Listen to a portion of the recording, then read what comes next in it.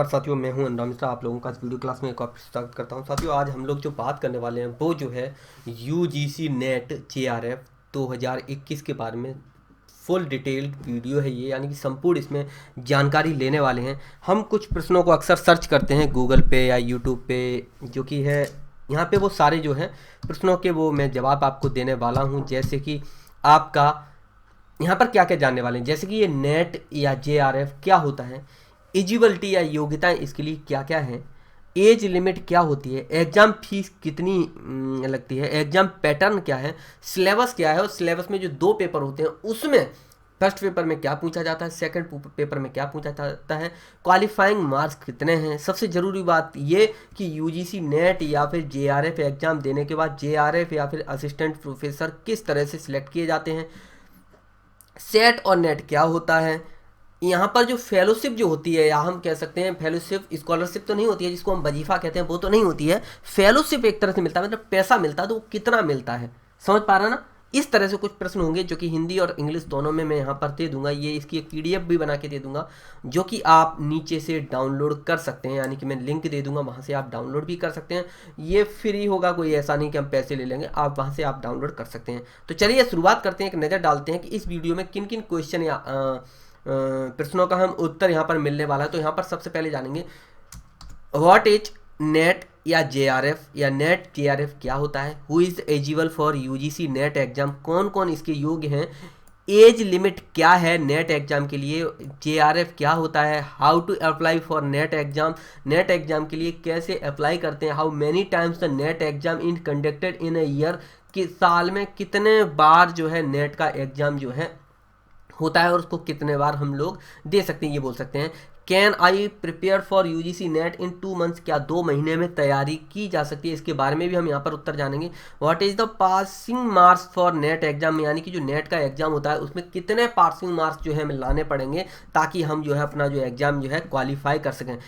Can I become assistant professor without PhD, क्या बिना PhD के क्या हम असिस्टेंट प्रोफेसर बन सकते हैं, इसके बारे में इसी में जानकारी लेंगे। What is the salary for assistant professor, कितनी सैलरी होती है, what comes after clearing net, ठीक है। What is the cut off for net 2020, यानी जब 2020 में नेट का एग्जाम हुआ था तो उसकी कट ऑफ कितनी गई थी। How is cut off marks calculated, how net cut off mark calculated, what is work for JRF, JRF जो होता है उसका कार्य क्या होता है, इसके बारे में थोड़ी सी चर्चा करेंगे।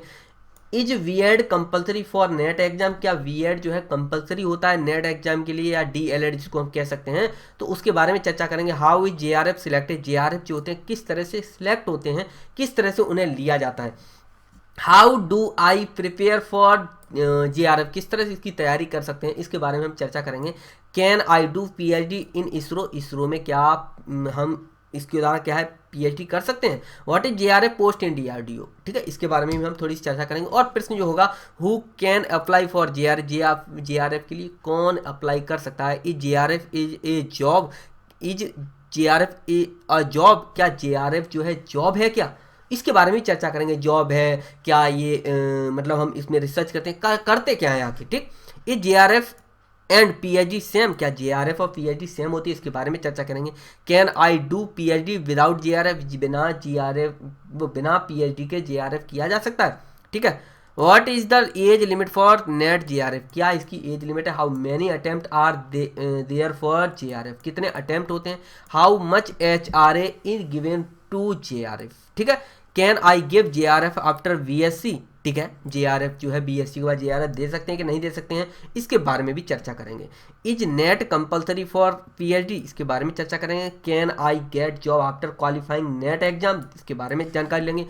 विच इज बेटर जेआरएफ और असिस्टेंट प्रोफेसर, यानी जेआरएफ जो है अच्छा है या फिर असिस्टेंट प्रोफेसर, इसके बारे में चर्चा करेंगे। How can I do PhD after JRF, इसके बारे में चर्चा करेंगे। What is the salary of net qualified lecture जो होता है उसकी क्या सैलरी होती है, इसके बारे में भी थोड़ी सी जानकारी इसमें ले लेंगे, यानी कि हर एक प्रश्न का जवाब यहाँ पर आपको मिलने वाला है। कुछ ऑटोमेटिक आपको समझ में आ जाएंगे, कुछ जो है मैं यहाँ पर बता भी दूंगा। सबसे पहला प्रश्न जो हम देखते हैं वो है नेट या जेआरएफ क्या होता है। इसमें आखिर होता क्या है, करना क्या पड़ता है। तो नेट जो है, नेट के एग्जाम को हम नेट के एग्जाम जो होते हैं वो दो प्रकार के होते हैं, यानी कि दो तरह से होते हैं। तो सबसे पहला जो होता है यूजीसी नेट, क्या होता है यूजीसी नेट, और दूसरा जो है CSIR नेट। तो यहाँ पर जो हम CSIR नेट के बारे में बात हम करने वाले हैं नहीं, यहाँ पर जो हम बात करने वाले हैं वो है यूजीसी नेट। यूजीसी की फुल फॉर्म की अगर बात करें पहले, तो यहाँ पर देख लेते हैं यूजीसी होता क्या है। तो यूनिवर्सिटी ग्रांट कमीशन, यानी कि विश्वविद्यालय अनुदान आयोग, ये एक संवैधानिक संस्था है, इसके बारे में हम आगे बात करेंगे। तो यहाँ पर बात होगी यूजीसी नेट के बारे में। तो नेट या JRF क्या होता है, एक एग्जाम होता है जो यूजीसी के द्वारा, वो यूजीसी के लिए यानी कि विश्वविद्यालय अनुदान आयोग के लिए NTA के द्वारा कराया जाता है। किसके द्वारा, नेशनल टेस्टिंग एजेंसी के द्वारा कराया जाता है। कौन सा, फिर से बता दूं मैंने क्या बताया, नेट JRF एक एग्जाम होता है जो यूजीसी के लिए NTA द्वारा कराया जाता है। अब ये किस लिए कराया जाता है, तो अगर आप असिस्टेंट प्रोफेसर बनना चाहते हैं गवर्नमेंट कॉलेज या फिर यूनिवर्सिटी में, या फिर रिसर्च फील्ड में जाना चाहते हैं, तो आपको नेट का एग्जाम देना पड़ेगा। ये हो गया आपका प्रश्न नंबर 1 कि नेट JRF क्या होता है, समझ गए ना। तो नेट JRF एक एग्जाम होता है जो कि किसके द्वारा कराया जाता है, यूजीसी के लिए NTA द्वारा, NTA नेशनल टेस्टिंग एजेंसी के द्वारा कराया जाता है। किस लिए, असिस्टेंट प्रोफेसर बनना चाहते हैं गवर्नमेंट कॉलेज या फिर यूनिवर्सिटी में, क्या बनना चाहते हैं आप, रिसर्च फील्ड में अगर जाना चाहते हैं, तो आपको नेट एग्जाम को क्या करना पड़ेगा, क्वालिफाई करना पड़ेगा। ये हो गया एक प्रश्न का आपको उत्तर मिल गया होगा, उम्मीद करता हूँ। हल्की सी जानकारी लेते हैं। तो मैंने बता दिया NET क्या है, JRF UGC। तो UGC जो मैंने बताया यूनिवर्सिटी ग्रांट्स कमीशन, ठीक है, विश्वविद्यालय अनुदान आयोग। दूसरा यहाँ पर देखते हैं नेट जो है, NET को अगर हम यहाँ पर उठाते हैं, राष्ट्रीय पात्रता परीक्षा, क्या है, राष्ट्रीय पात्रता परीक्षा, यानी कि नेशनल एलिजिबिलिटी टेस्ट, ठीक है, नेट इसको हम कहते हैं। JRF देखते हैं, जूनियर रिसर्च फेलोशिप, ठीक है, जूनियर रिसर्च फेलोशिप जिसको हम कहते हैं, क्या कहते हैं, जूनियर रिसर्च फेलोशिप, इसको हम कहते हैं जूनियर रिसर्च फेलोशिप ही कर लीजिए, इसको हिंदी में कन्वर्ट नहीं करते। चलिए JRF देखते हैं। विश्वविद्यालय अनुदान आयोग UGC भारत का ये क्या है, संवैधानिक संस्थान है जिसकी स्थापना भारत संघीय सरकार द्वारा 1956 में की गई थी। किसकी, आपका UGC क्या है, एक संवैधानिक संस्थान है जिसकी स्थापना किसके द्वारा की गई थी, भारत सरकार द्वारा की गई थी। यह उच्च शिक्षा के क्षेत्र में उचित मानकों व आदेशों का ध्यान में रखते हुए क्या करता है, भारत में जो विश्वविद्यालय हैं उनको उच्च शिक्षा प्रदान करने के लिए क्या करता है, इसको अधिकार दिए गए, किसको, UGC को, यानी कि विश्वविद्यालय अनुदान आयोग को ये अधिकार है कि वह जो है विश्वविद्यालय वगैरह है उसके लिए क्या करे, अनुदान की व्यवस्था करे, यानी पैसे की व्यवस्था करे, ताकि जो क्या हो सके, जो शिक्षा प्राप्त कर रहे हैं उसमें क्या किया जा सके, शिक्षा का यार उच्च शिक्षा या रिसर्च या फिर शोध कराई जा सके, खोज कराई जा सके। समझ पा रहे हैं ना, फिर से बताइए मैंने क्या बताया, इसकी उच्च शिक्षा के तरह उचित मानकों एवं आदेशों का ध्यान रखते हुए भारत में विश्वविद्यालयों को उच्च शिक्षा प्रदान करने के लिए इसको क्या किया गया, अधिकार दिए गए हैं। इसके अलावा यह है, इसको ये भी अधिकार है कि विश्वविद्यालयों तथा कॉलेजों के लिए अनुदान की व्यवस्था भी करे। चलिए समझते हैं UGC नेट JRF आगे, ठीक है। तो विश्वविद्यालय अनुदान आयोग द्वारा अधिकृत राष्ट्रीय परीक्षण एजेंसी है, यानी कि NTA साल में 2 बार राष्ट्रीय पात्रता परीक्षा यानी कि नेट का क्या करता है, आयोजन करवाता है। यानी कि सीधा सा मतलब है कि जो UGC है, यूनिवर्सिटी ग्रांट्स कमीशन जो है, ये क्या करती है, ये किसके द्वारा करवाती है, ये NTA के द्वारा। NTA कौन है, यहाँ पर राष्ट्रीय परीक्षण एजेंसी है या नेशनल टेस्टिंग एजेंसी है, ये क्या करवाती है, ये इसको आदेश देता है। UGC क्या कहता है, इससे कहता है कि भाई ये परीक्षा करवाओ। तो किसकी परीक्षा करवाता है, ये परीक्षा करवाता है NET यानी कि नेट की परीक्षा करवाता है। कौन करवाता है, UGC, किसके द्वारा, NTA के द्वारा, ठीक है।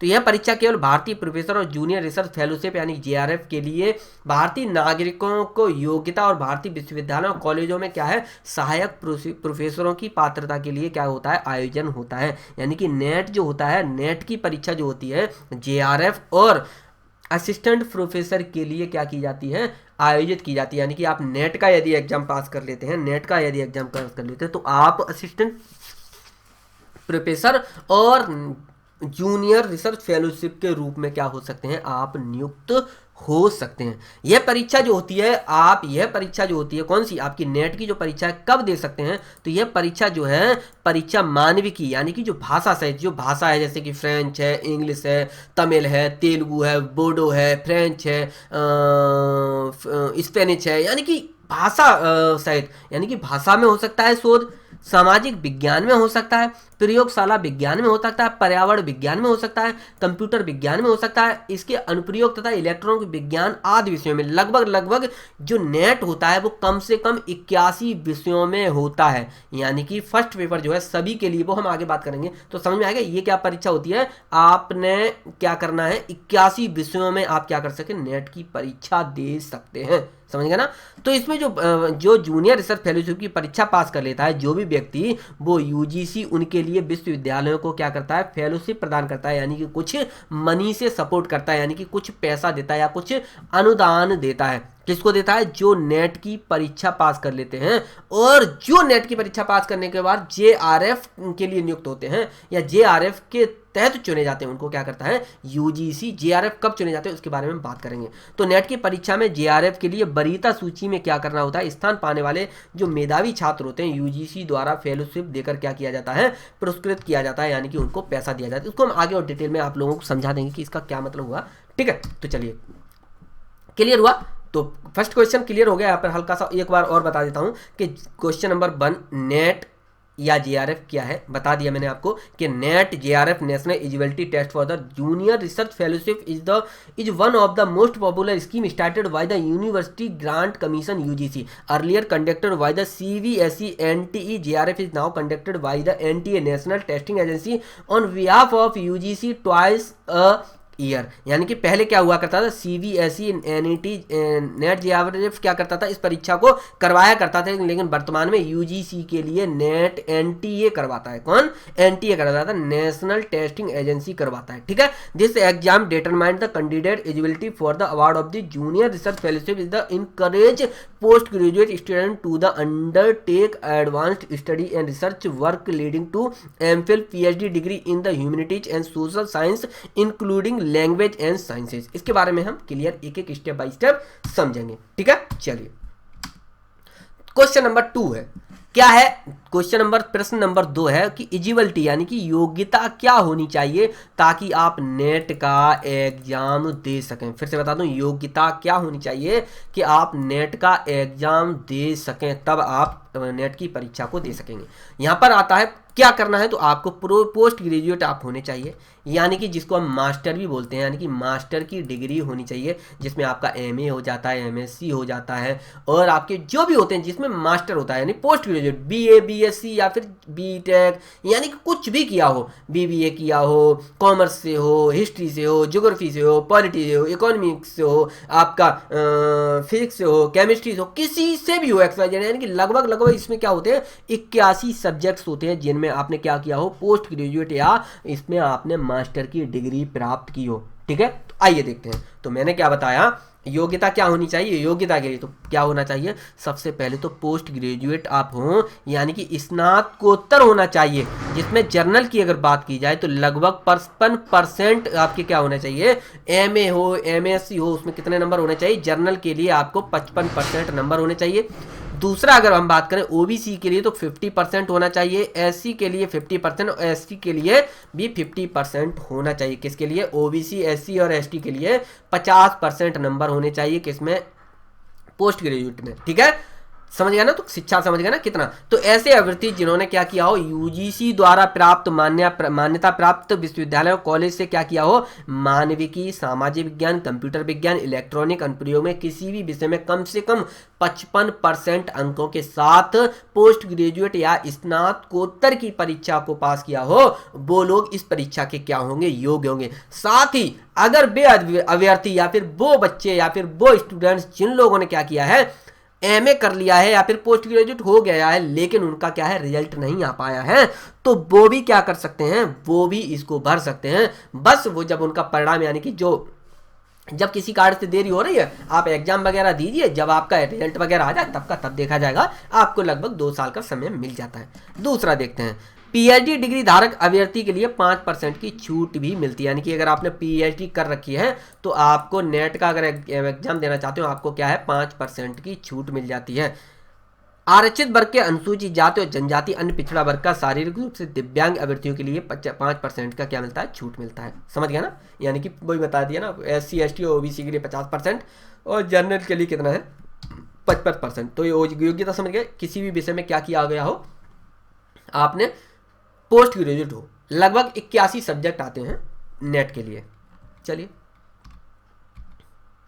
तीसरा देखते हैं, एज लिमिट क्या होनी चाहिए, यानी कि नेट GRF या कि UGC नेट JRF के लिए एज लिमिट यानी कि उम्र कितनी होनी चाहिए। तो जूनियर रिसर्च फेलोशिप की अगर बात की जाए तो JRF में शामिल होने के लिए अधिकतम आयु का जो है सामान्य वर्ग के लिए क्या किया गया है 30 वर्ष होगी, यानी कि जो नेट JRF है उसका आप अधिकतम आयु कितनी है 30 वर्ष है। वैसे अगर बात की जाए तो नेट के लिए आपको क्या नहीं किया गया है, नेट के लिए आपके लिए कोई आयु या आयु की सीमा नहीं रखी गई है। वो आप जब तक आप 60 साल के नहीं हो जाए तब तक आप क्या कर सकते हैं, एग्जाम दे सकते हैं। बस जूनियर रिसर्च फेलोशिप या JRF जो है नेट का एग्जाम दे सकते हैं, लेकिन JRF के लिए आप सिलेक्ट नहीं होंगे। JRF के लिए होते कौन है उसके बारे में आगे बात करेंगे, समझ गए ना। तो JRF के लिए तो लिमिट बनाई गई है, ठीक है, लेकिन NET जो नेट है उसकी आप परीक्षा दे सकते हैं, कोई नहीं रोक पाएगा, उसके लिए कोई एज लिमिट नहीं है, ठीक है। दूसरा देखते हैं, सहायक प्रोफेसर या असिस्टेंट प्रोफेसर की अगर बात किया जाए तो नो अपर एज लिमिट, यानी कि सहायक प्रोफेसर के लिए अधिकतम कोई सीमा निर्धारित नहीं की गई। इसका मतलब यह है कि किसी भी उम्र में नेट का एग्जाम देने के बाद आप असिस्टेंट प्रोफेसर बन सकते हैं, बस क्या नहीं बन सकते, आप नेट JRF के लिए सिलेक्ट नहीं हो सकते। एज लिमिट की बात करें तो एज लिमिट जो है एज जनरल के लिए 30, OBC के लिए 33, SC ST के लिए आपका 35 दिया गया है, ठीक है, क्लियर हुआ ना। नेट JRF के लिए कितना 35। चलिए नेक्स्ट देखते हैं, एग्जाम फीस कितनी है नेट JRF की, नेट की। तो यहाँ पर जनरल के लिए जो फीस है 1000 रुपये है, बढ़ती घटती रहती है, वर्तमान की बात कर रहा हूँ। OBC के लिए 500 रुपये है, SC ST के लिए आपका 250 रुपये रखी गई है। नेक्स्ट देखते हैं, एग्जाम पैटर्न क्या है इसका, UGC नेट का एग्जाम पैटर्न क्या है, परीक्षा पद्धति यानी कि एग्जाम पैटर्न क्या है। UGC नेट की परीक्षा में 2 प्रश्न पत्र होते हैं। पहला प्रश्न पत्र जो है फर्स्ट पेपर जो है, इस प्रश्न में क्या है, इस प्रश्न पत्र में क्या है 50 बहुविकल्पीय प्रकार के प्रश्न होते हैं। इसके अंतर्गत सभी अभ्यर्थियों को क्या है शिक्षण योग्यता की क्या की जाती है, जांच की जाती है।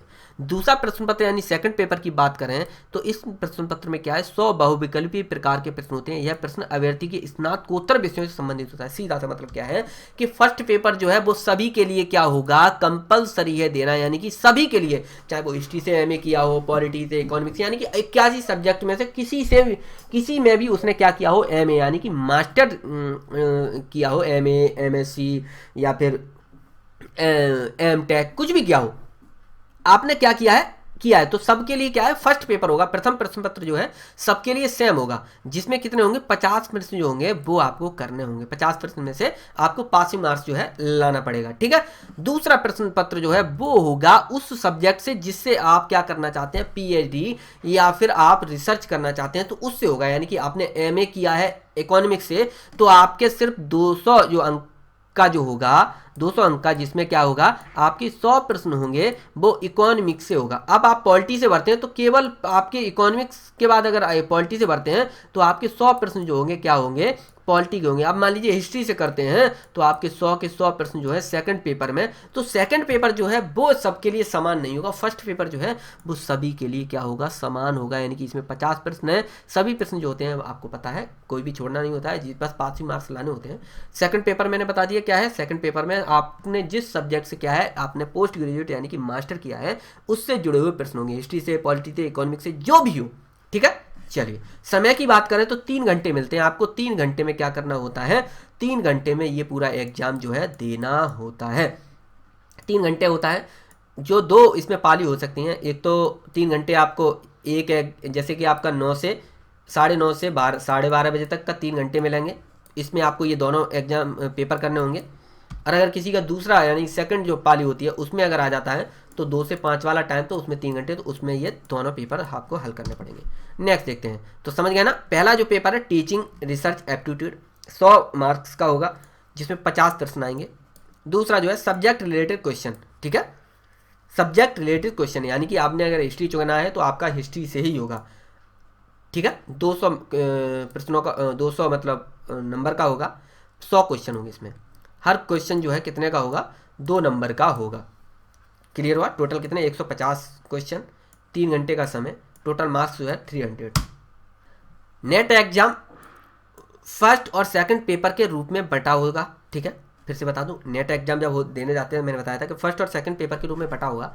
तो ऑनलाइन एग्जाम होता है, पहले क्या हुआ करता था, ऑफलाइन हुआ करता था। पहले क्या था, वो गोला खींचना पड़ता था, लेकिन वर्तमान में 2021 की बात करें तो ऑनलाइन एग्जाम होता है, पहले ही ऑफलाइन होता था। हिंदी और इंग्लिश दोनों में पेपर होगा, आप जिसमें भी देना चाहें। ऑब्जेक्टिव टाइप क्वेश्चन होंगे, माइनस मार्क्सिंग नहीं है, ठीक है। 3 घंटे के में दोनों पेपर करने होंगे, ठीक है।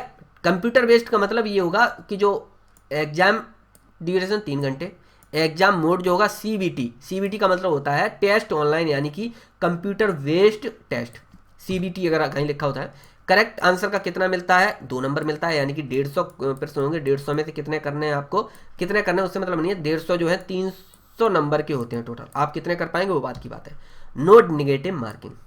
क्वेश्चन नंबर 6 देखते हैं, पेपर फर्स्ट और पेपर सेकंड में क्या पूछा जाता है। फिर से बता दूं, कोई पेपर नंबर 1 और पेपर नंबर 2 में क्या पूछा जाता है। मैंने बताया था पहला जो एग्जाम है, पहला पेपर जो है यूजीसी नेट 2021 पेपर फर्स्ट में जो है वो है आपका टीचिंग एप्टीट्यूड एंड रिसर्च के बारे में, टीचिंग एप्टीट्यूड एंड रिसर्च के बारे में जो है, जिसको हमने कितने पेपर फर्स्ट को 10 यूनिट में बांट रखा है। 10 यूनिट में कौन कौन से सब्जेक्ट होंगे, तो 10 each topic has the equal weightage and preparing the topic that are your strength can help your score higher and much faster. So start preparation with the topics and comfortable with this will help you speed up and your preparation. यानी सीधा सा मतलब है कि ये 10 जो है तो, क्या है, 10 पेपर फर्स्ट जो है 10 यूनिट में बांट रखा है, जिसमें हम देखेंगे सबसे पहला इकाई या यूनिट फर्स्ट जो है शिक्षण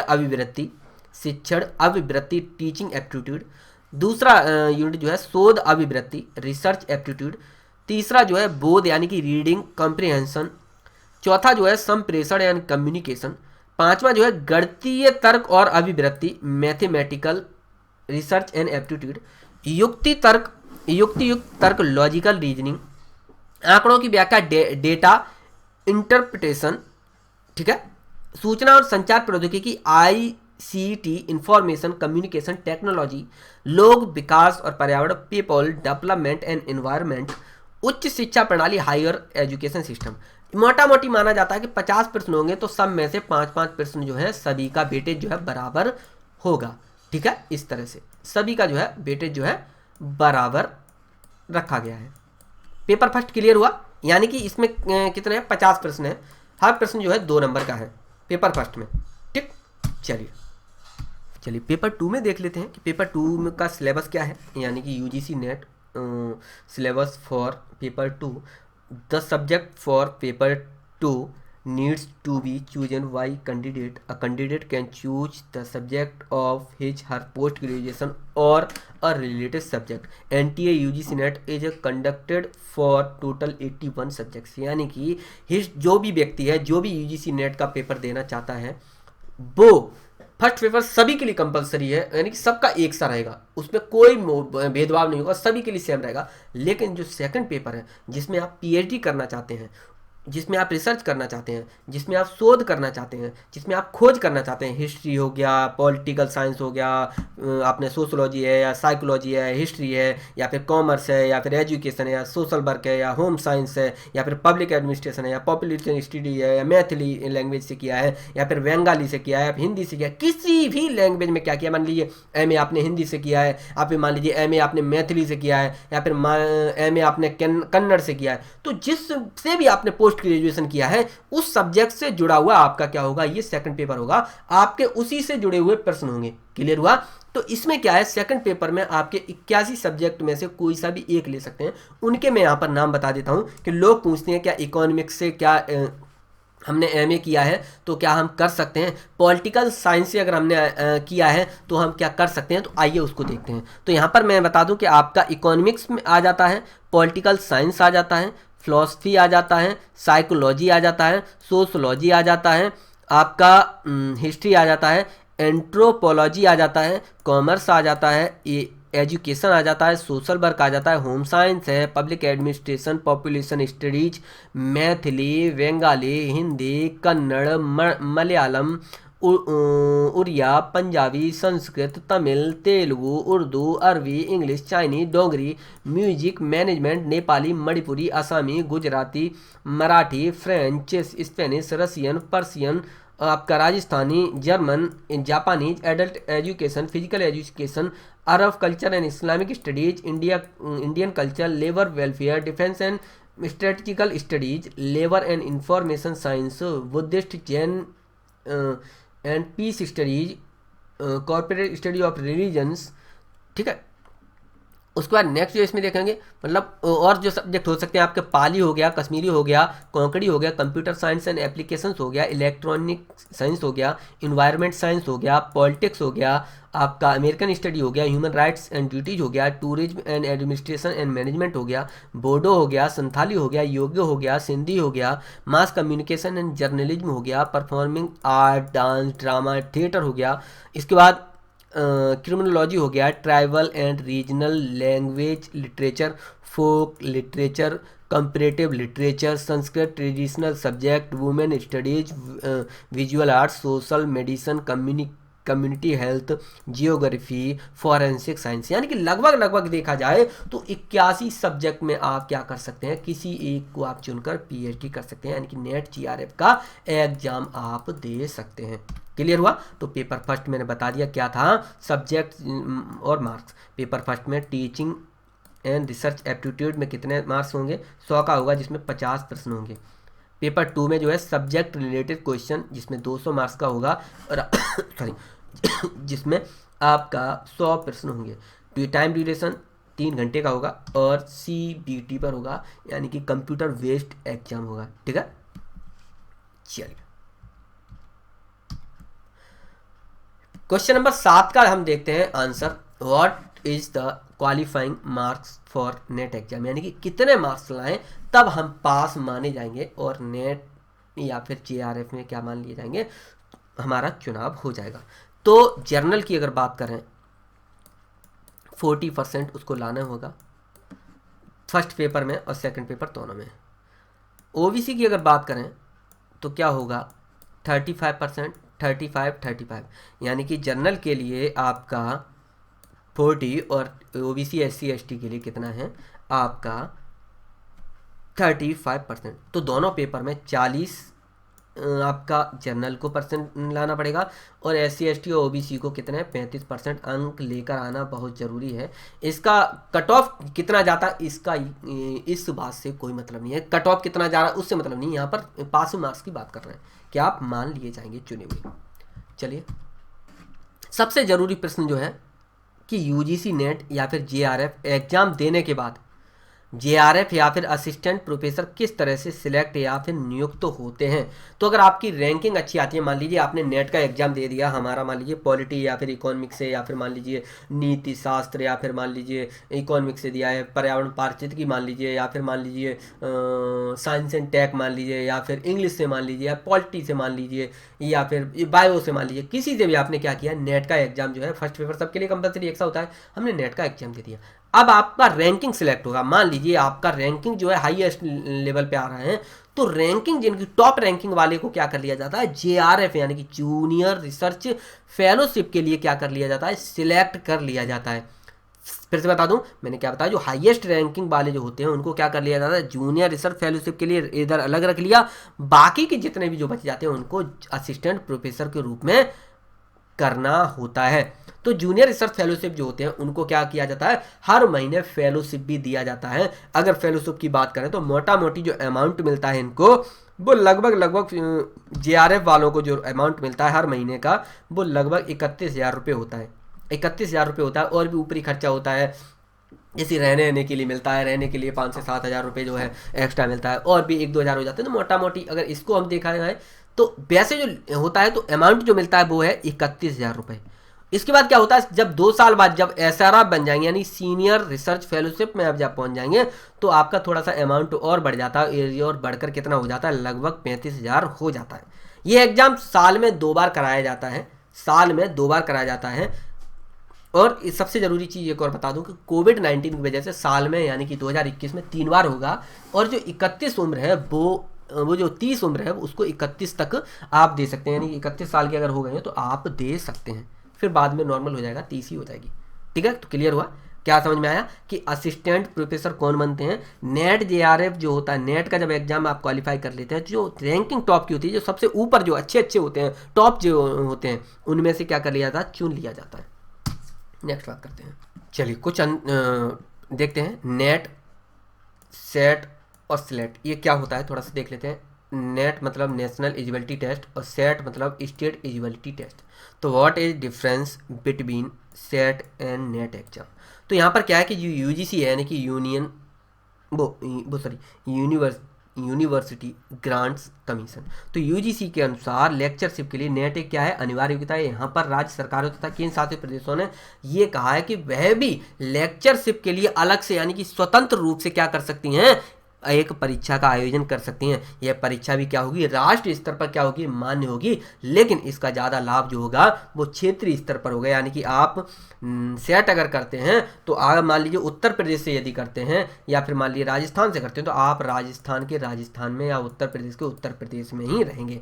यानी कि इस परीक्षा में अभ्यर्थियों को क्या है, अपनी मातृभाषा में प्रश्नों को हल करने की क्या दी जाएगी, अनुमति दी जाएगी, किसमें, सेट में। तो यह नेट जो है, नेट की अगर बात की जाए तो मैंने क्या बताया, जो नेट है, नेट जो है राष्ट्रीय स्तर की परीक्षा मानी जाती है, तो सेट जो है राज्य स्तर की परीक्षा मानी जाएगी। तो स्लेट की परीक्षा का ही संशोधित रूप क्या है, सेट की परीक्षा है। परीक्षा अंग्रेजी तथा क्षेत्रीय भाषाओं में क्या की जाती थी, आयोजित की जाती है। इसके अलावा नेट तथा सेट की परीक्षा में मुख्य अंतर यह है कि नेट की परीक्षा उत्तीर्ण करने के बाद यानी कि नेट की जब आप परीक्षा पास कर लेंगे तो उसे पास करने के बाद आप पूरे देश में कहीं पर भी क्या कर सकते हैं, शिक्षक के रूप में आप कार्य कर सकते हैं। जबकि सेट की परीक्षा पास करने के बाद आप केवल उसी राज्य में ही शिक्षक के रूप में कार्य कर सकते हैं जिस राज्य में आपने सेट की परीक्षा क्या है, पास की है। क्लियर हुआ। चलिए कुछ प्रश्नों के उत्तर देख लेते हैं। मैंने सारे के दे दिया है, कुछ का आपको ऑटोमेटिक मिल गया होगा, कुछ और एक्स्ट्रा देख लेते हैं जिसके बारे में यहाँ पर जानकारी देते हैं।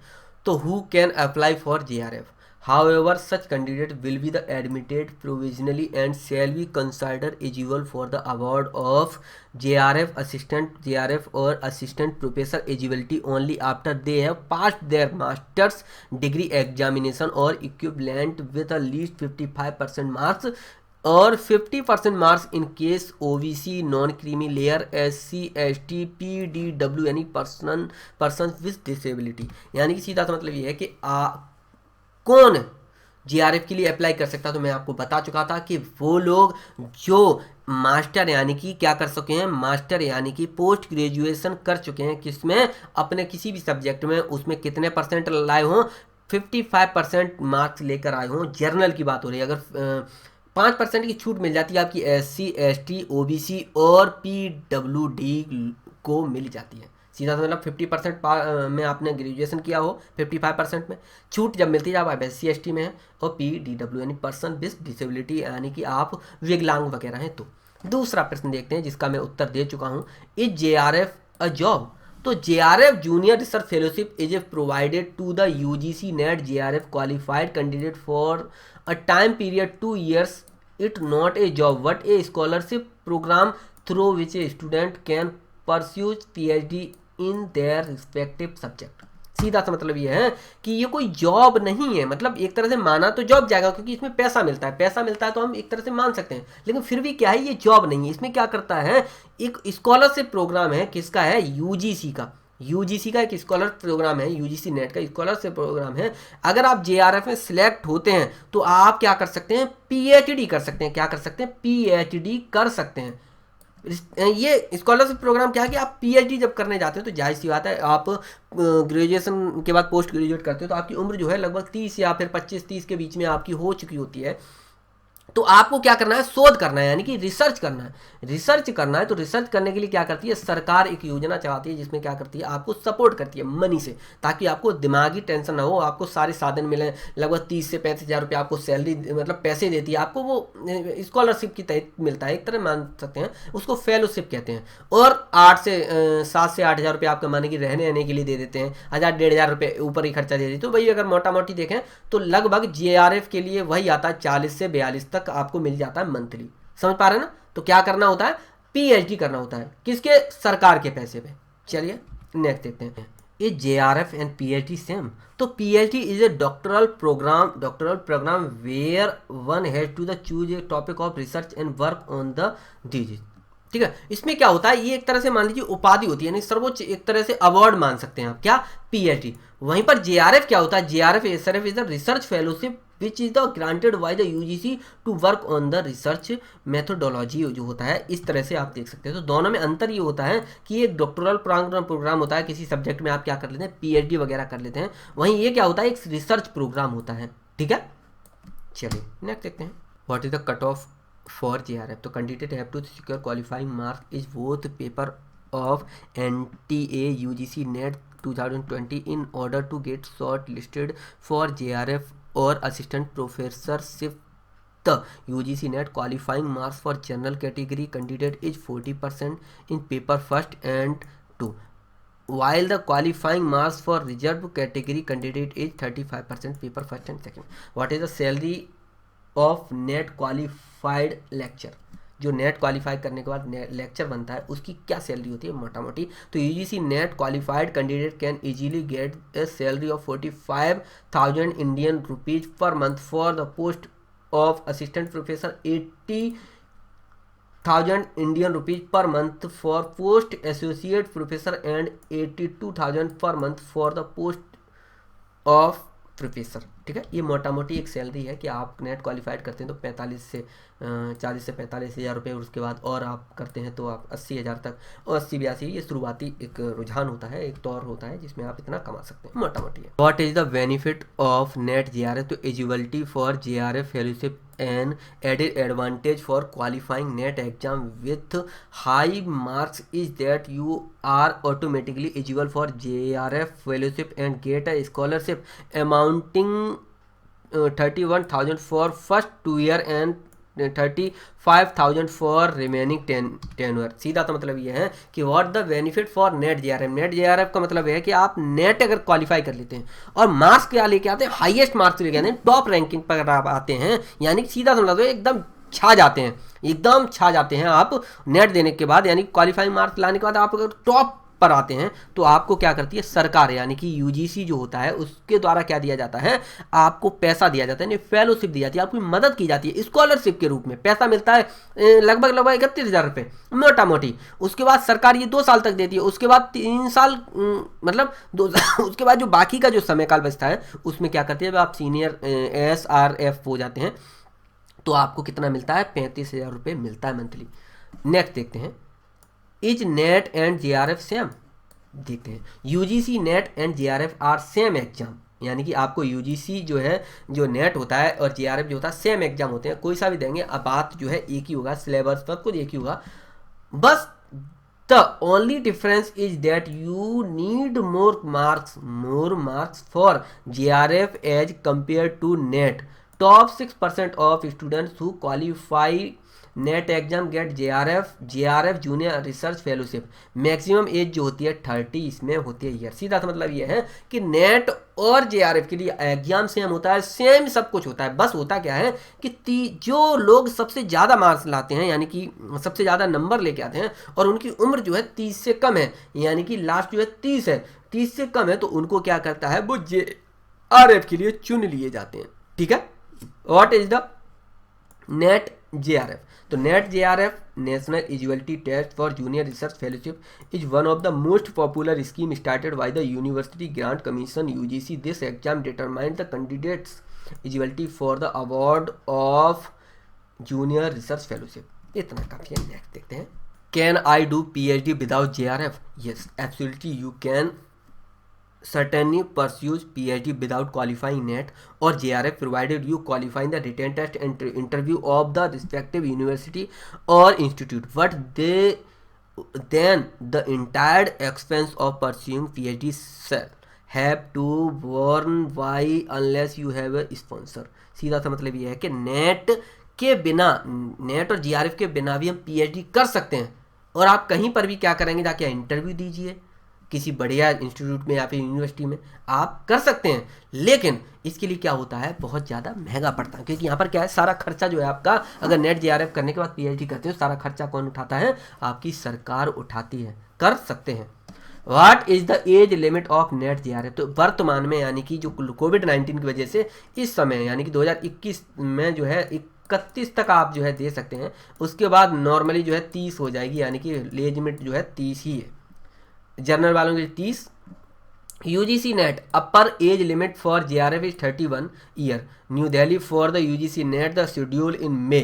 ठीक है, the upper age limit for the candidates applying for the junior research fellowship JRF has been the increase to 31 year. The age limit is applicable for the current examination only. यानी कि जो मई वाला है इसके लिए है। The exam conducting agency NTA has set. सीधा सा मतलब है कि जो कोविड-19 की वजह से सिर्फ 31 साल तक का व्यक्ति जो है, ये जो मई में एग्जाम होगा उसके लिए है, उसके बाद फिर वही रहेगा 30 साल वाला। How many attempts are there for JRF NET? तो 3 attempts. How many attempts are there for UGC NET and JRF? तो इसका उत्तर होगा कि for JRF the candidate can have 3 attempts. However, there is no age number of attempt limit for UGC net assistant professor. सीधा सा मतलब है कि असिस्टेंट प्रोफेसर के लिए यदि आप नेट का एग्जाम दे रहे हैं तो उसके लिए कोई एज लिमिट नहीं है, एज लिमिट नहीं है और कोई अटेम्प्ट का लिमिट नहीं है। लेकिन नेट जेआरएफ की अगर बात की जाए, जेआरएफ के लिए अगर आप चुनना चाहते हैं जिसमें आपको फेलोशिप मिलता है यानी कि पैसा मिलता है, तो उसके लिए 30 साल और 3 अटेम्प्ट लास्ट होते हैं। तो ये हो गया आपका full detail net GRF UGC net JRF के बारे में। जो भी प्रश्न आपके बन रहे थे, हर एक चीज़, हर एक टॉपिक, कितने पेपर होते हैं, कितने नंबर का आता है, कैसे क्या जो भी चीज़ें होती हैं, हर एक प्रश्न का उत्तर मैंने दे दिया। कोई और प्रश्न यदि आपके दिमाग में या फिर जहन में या फिर आपके मस्तिष्क में या फिर आपके अंतरात्मा में कोई प्रकट होता है तो आप नीचे क्वेश्चन करिए, हम उसका आंसर जो है आपको एकदम चमकदार अक्षरों में हम आपको दे देंगे। तो एंड करने से पहले बता दूँ कि यूजीसी नेट का जो है पेपर फर्स्ट का 10 यूनिट में से 1 यूनिट जो है वो मैंने कंप्लीट करवा दिया, यानी पेपर फर्स्ट का जो अनिवार्य नवीन परीक्षा प्रणाली पर जो आधारित था वो मैंने जो है आपका कंप्लीट कर दिया है, जिसका मैं वीडियो लिंक में डाल दूंगा। यानी कि यूनिट फर्स्ट शिक्षण अभिवृत्ति अभिक्षमता टीचिंग एप्टीट्यूड के बारे में, जिसको मैं डाल चुका हूँ। जिसका मैं अगर सिलेबस की बात करूँ तो शिक्षण, इसमें सबसे पहला जो टॉपिक था जिसमें हमने अवधारणाएँ देखी थी, उद्देश्य देखे थे, शिक्षण का स्तर, स्मरण शक्ति, समझ और विचारात्मक विशेषताएं और मूल अपेक्षाओं के बारे में बात की थी। शिक्षार्थी की विशेषताओं के बारे में बात की हमने, किशोर वयस्क शिक्षार्थी की अपेक्षाएं, शैक्षिक समानता, भावनात्मक, संज्ञानात्मक और व्यक्तिगत भिन्नताओं के बारे में चर्चा की। शिक्षण प्रभावक तत्व के बारे में चर्चा की थी हमने, शिक्षक, सहायक सामग्री, संस्थागत सुविधाएं, शैक्षणिक वातावरण, उच्च अधिगम संस्थाओं में शिक्षण की पद्धति, अध्यापक केंद्रित बनाम शिक्षार्थी केंद्रित पद्धति, ऑनलाइन बनाम ऑफलाइन पद्धति, स्वयं प्रभा मूक इत्यादि। शिक्षण सहायक सामग्री के बारे में, प्रणाली के बारे में बात की थी, परंपरागत, आधुनिक और आईसीटी के बारे में। मूल्यांकन प्रणाली के बारे में हमने बात की थी, जिसमें मूल्यांकन के तत्व देखे थे, प्रकार देखे थे, उच्च शिक्षा में विकल्प आधारित क्रेडिट प्रणाली में मूल्यांकन, कंप्यूटर आधारित मूल्यांकन और मूल्यांकन पद्धति में नवाचार के बारे में हमने चर्चा की थी। ठीक है, तो इस तरह से ये हमारी जो यूनिट फर्स्ट जो है हमने आपको कंप्लीट करा दी थी, जिसके बारे में आपको नीचे में लिंक दे दूंगा, वहाँ से जाकर आप देख सकते हैं। इस वीडियो की या फिर किसी अन्य वीडियो की हिस्ट्री, ज्योग्राफी, पॉलिटी, इकोनॉमिक्स, किसी भी सब्जेक्ट की मैं पढ़ा चुका हूँ, अगर उसकी पॉलिटी की या फिर किसी का भी आप PDF चाहते हैं तो नीचे जो है लिंक आपको मिल जाएगा। व्हाट्सएप पे आप संपर्क कर सकते हैं, नीचे इंस्टा मोजो का लिंक होगा, वहाँ से आप जाकर डाउनलोड कर सकते हैं। फ्री और पेड दोनों आपको मिलेंगी, आप वहाँ से जाइए, आनंद लीजिए, खुश रहिए, मस्ती से रहिए, पढ़ाई करते रहिए और आगे बढ़ते रहिए। तो अगली वीडियो में मिलते हैं, तब तक के लिए नमस्कार, जय हिंद और वंदे मातरम।